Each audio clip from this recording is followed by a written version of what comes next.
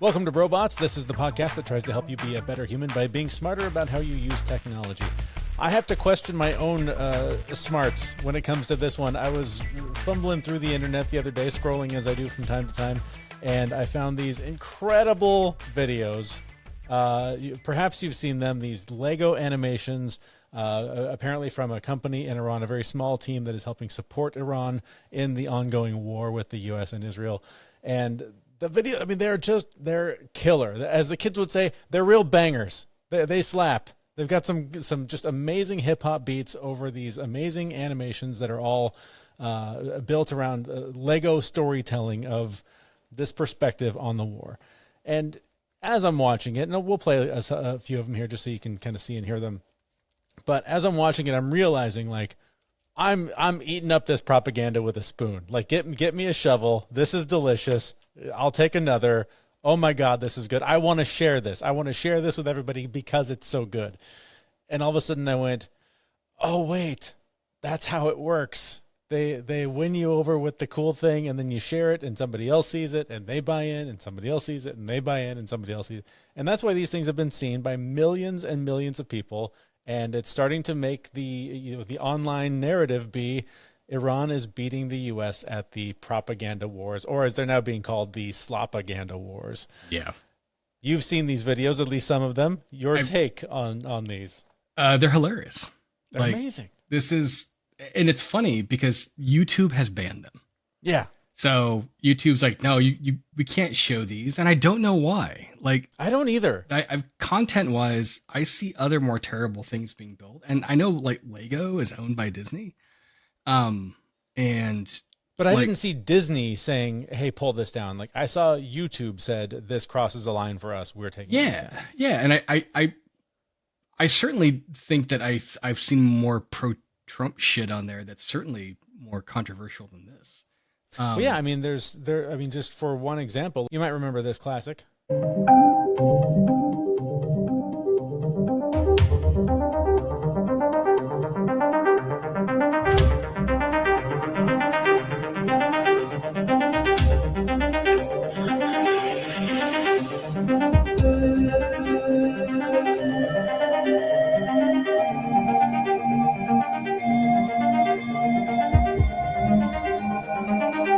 This is perfectly fine. Shitting on the American people is perfectly fine and acceptable. Yeah, that's fine. We can leave that. We can leave that up. That's right. That's no biggie. I don't get the censorship, I guess, that's going on when it comes to that.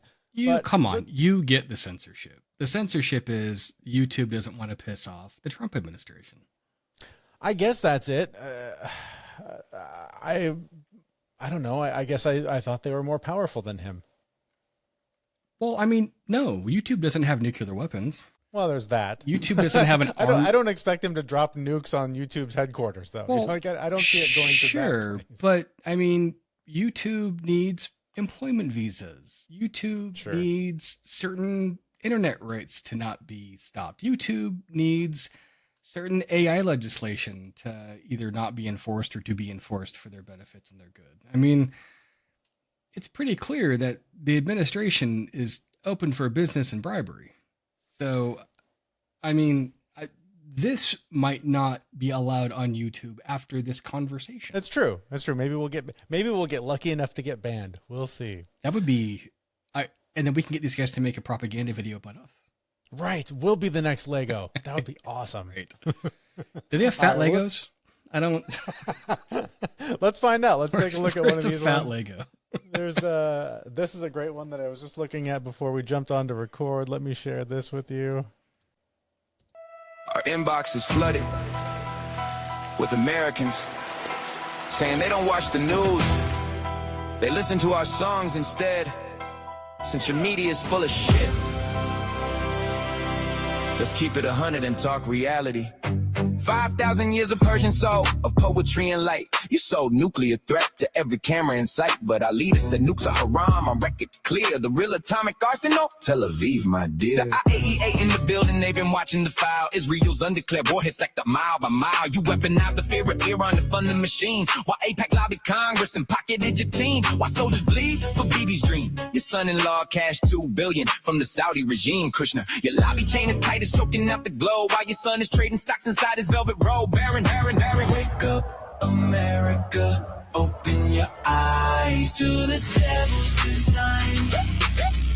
I mean, this is just this is taking what we saw in the transition of news, right? To go from your nightly news to the Daily Show to John Oliver, making the news entertaining. It's consolidating this down to a 2-minute amazing music video that is entertaining as hell, dropping a lot of what some would say facts, others would argue not. I'll let you be the judge, but it's so incredibly entertaining, and it just drops these lyrics that then are stuck in your head that you then repeat over and over again in your head, and it becomes truth, and you share it with everyone you know because you're so into it.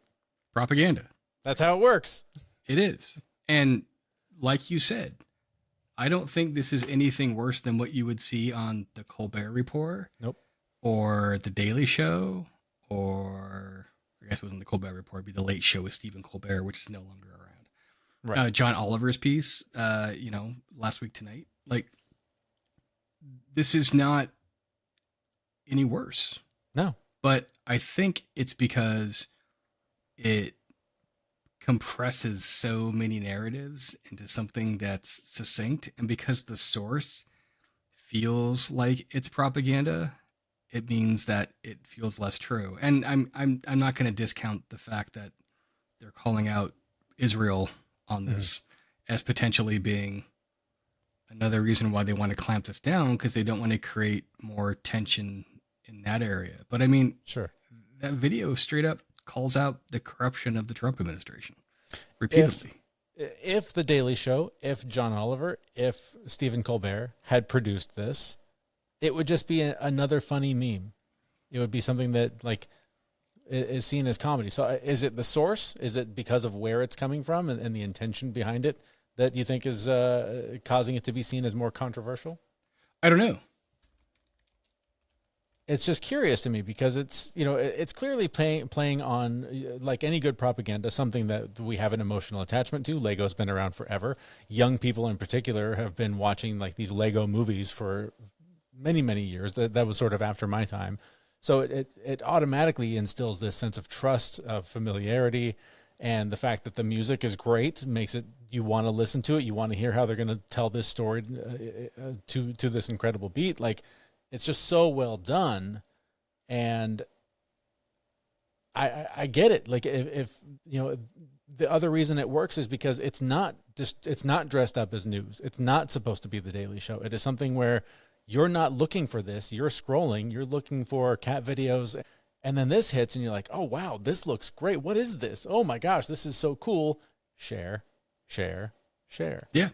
I mean, YouTube's argument. So I found a Yahoo News article, and they literally said, we terminated the channel for violating our spam, dissect practices, and scams policies, a YouTube spokesman told AFP without elaborating. And those guys replied, the Explosive Media replied back with, seriously, are our Lego style animations actually violent? And right. It's not. This is no more violent than the shit that I see on YouTube. It's no more. How many streamed video games that do we see that are on YouTube of people, real war scenarios of people playing, I don't know, Call of Duty or whatever? That's more violent than this. You actually used to be able to see executions on YouTube for a period of time, especially during the first Persian Gulf War. I mean, and there were warning signs and everything up, violent content, be careful. I mean, this is horseshit. This is this is Google sucking up to the Trump administration. Yeah. Plain and simple. And am I shocked? No. Am I disappointed? Sure. But I mean, disappointment in Silicon Valley these days, that's par. I mean, they're doing stuff to try to keep themselves afloat so the people in office don't take them out. And some of them are, flat out trying to influence and peddle their way through this to try to consolidate their power and become more powerful in these scenarios. Yeah. So these videos are great. Mm-hmm. They're funny. They're well done. The messaging is succinct. I think a lot of it will resonate with a lot of people. It's certainly parts of it resonate with me. Mm-hmm. You know, I am offended that we're going to war because this asshole said we weren't going to go to war, and we're going to war over supposed nuclear weapons that they were going to get that were imminent, but we destroyed everything before. Like, it's a bunch of double talk bullshit. Mm-hmm. And the people that are excited for it and believe it are just people. They're the ones that Trump's fucking F-15 flying over, dumping shit on. They're the ones looking up to the sky going, "Feed me, oh master." I mean, that they're a bunch of shit-eating fucking morons, you know, because this is not fucking real, man. Like, what he says is not real. Right. And these Lego videos, yes, there's definitely truth in them. Like, there's no doubt that this administration and their family members have all enriched themselves in this process and don't give a fuck who they hurt. Yeah. And if you think otherwise, it's because you're looking up at the jet. This video in particular calls out that exact thing, the motivation for this war. And this one, just a warning, this one will be stuck in your head. Yeah, I've never been friends with Epstein, but the pictures tell a different story. Epstein queen, kissing on the lips, living that scene. She says, never friends with a straight face lie, but the files got Trump by the balls. That's why she was smiling near the ear, hand on his chest, kissing Epstein beat, while the cameras click the rest. Now she's on TV saying we were never close, but the photos got her looking like the perfect host. Epstein wasn't just a friend, he was the key, held the dirt on Trump that nobody else could see. Every wild party, every private flight. Now Netanyahu owns the White House day and night.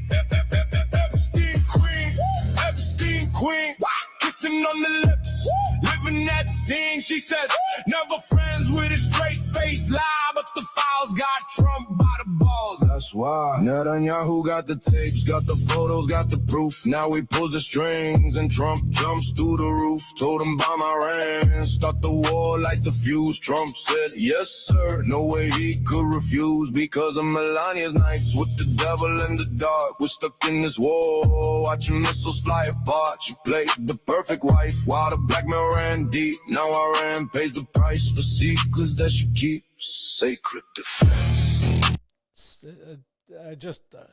This must be the 8th time I've watched this today. Like, the song is so catchy, I can't help it.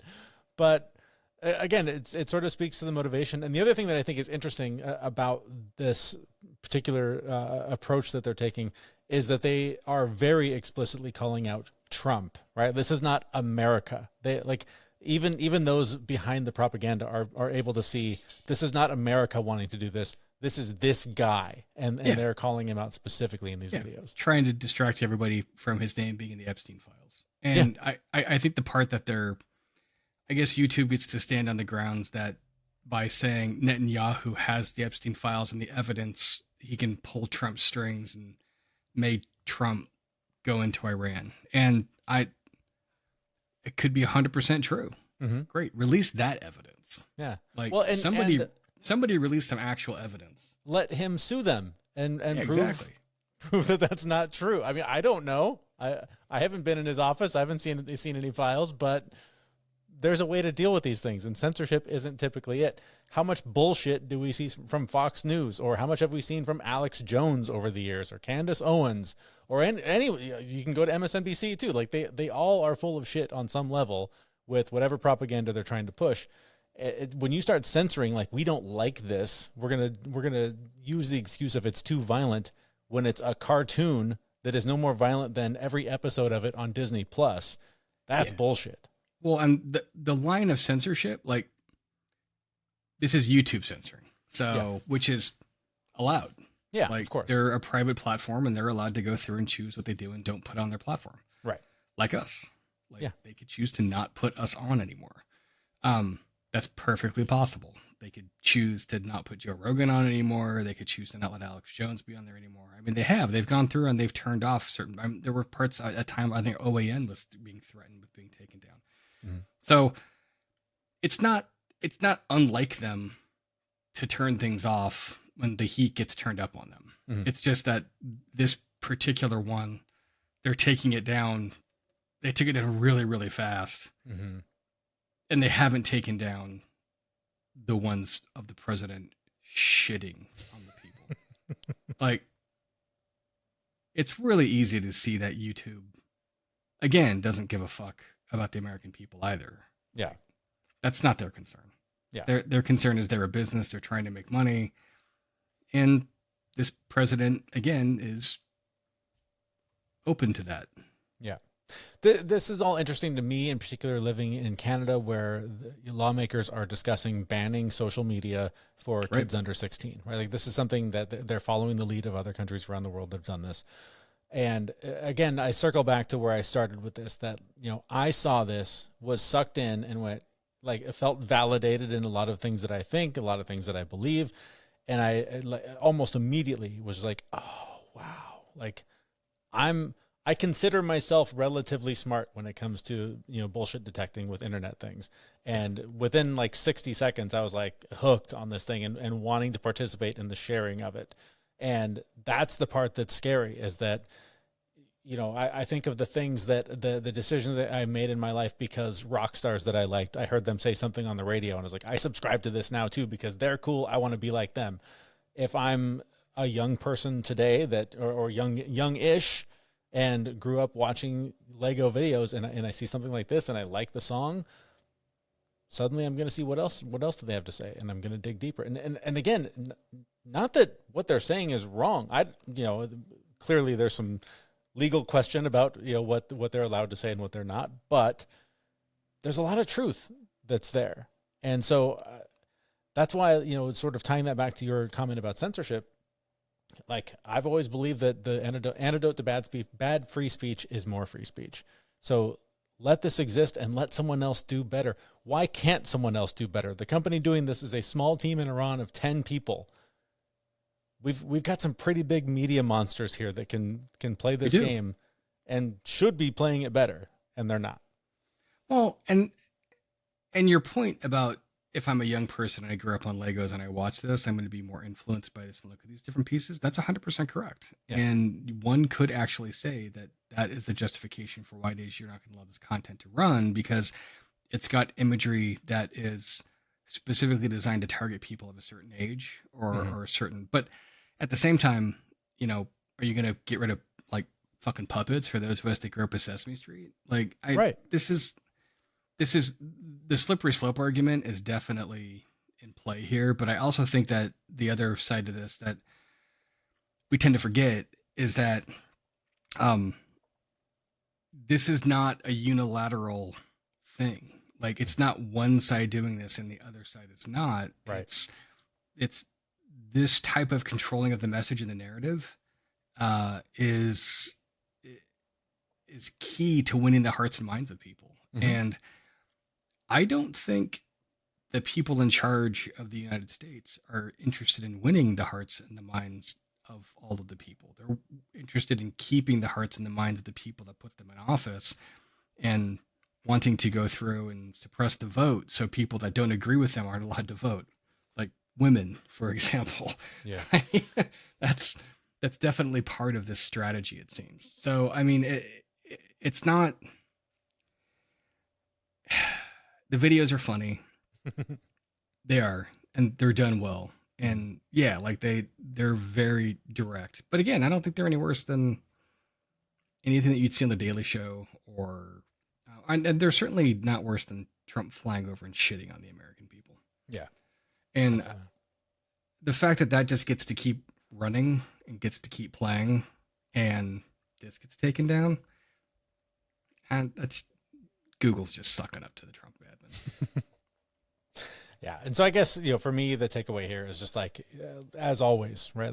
Don't just buy into what you see. Like, stop and think for a minute before you hit that share button, before you hit that like button. Yeah. What is the underlying motivation here? Like, what are they trying to convince me to do? Because I think other than us, everyone's trying to convince you to do something online. I'm just trying to convince you to, listen to the next one, because we like doing this and we want you to like listening to it. That's our only motivation. Or go outside and take a walk. How about that? That's another good option. Enjoy nature. Explore the real world. Meet space is a wonderful place. Yes. And often far more entertaining. Exactly. Maybe not than these videos, but most of the time more entertaining. Most of the time. All right. Well, I think that's enough rambling from us for 1 week. Thanks so much for checking out this episode. If you did listen to this, we did show some of the video on YouTube, so go check out the YouTube video, because who knows if you're even going to be able to find any of these by the time you're hearing this. And if you are watching this on YouTube, feel free to listen. Subscribe on Apple, Spotify, wherever you get your podcasts. You can do that simply by going to brobots.me. That's where we'll be back Monday morning with another episode. Thanks so much for being there. Thanks, everyone. Bye-bye.